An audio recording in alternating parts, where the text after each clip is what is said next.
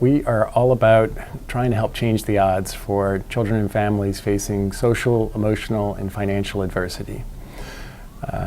That can be a mouthful, so we shorten it to changing the odds, and we practice what we call holistic family and community development. In Palm Beach County, we have tremendous assets as well as some areas that, and I'm going to have to think of how to say this the best possible way, where I think the rest of the country, when they think of Palm Beach County, they think of the beautiful shoreline which we have, the incredible Gulf community, Palm Beach, and the wealth that we are able to enjoy. Many people are not aware of some of our more disenfranchised communities within Palm Beach County. And so in some neighborhoods, kids grow up facing some pretty tough odds. And so we work in those neighborhoods and with those families. We are sensitive to the fact that we don't know what families experience living in particular neighborhoods. We have a lot of data that tells us in terms of school performance, being ready for kindergarten, being able to get a job,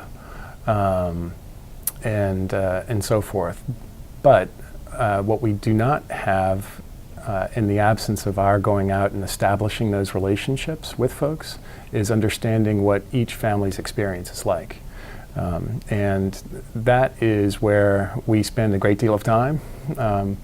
And how are we engaging families? What are the relationships like in local communities, in particular neighborhoods? How are we helping to impart skills for dealing with adversity? That is what we feel in terms of the conditions for kids being able to grow up healthy, safe, and strong. That how we help families change and shape the conditions of their neighborhoods is where we spend a great deal of time and effort as community partners. In terms of healthy relationships for children and nurturing healthy relationships, we are constantly striving to bring out the strengths and assets that parents and families may not recognize that they have, and they know their child better than anybody else.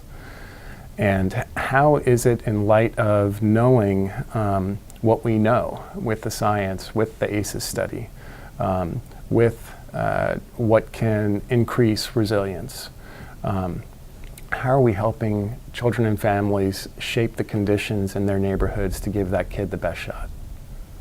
I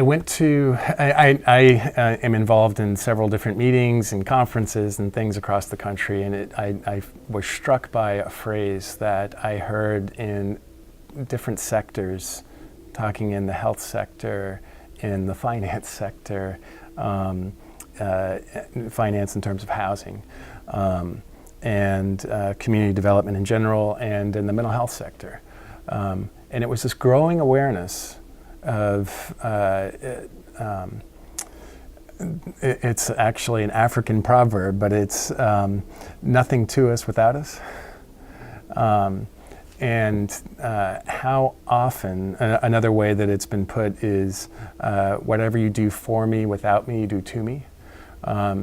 And that really struck in hearing that that was a common theme that is emerging right now, and why. And we do that all the time, we as providers. And that's not to say that shame on us, it's more a matter of how do we better recognize the fact that we need to be working with folks as opposed to doing things to them.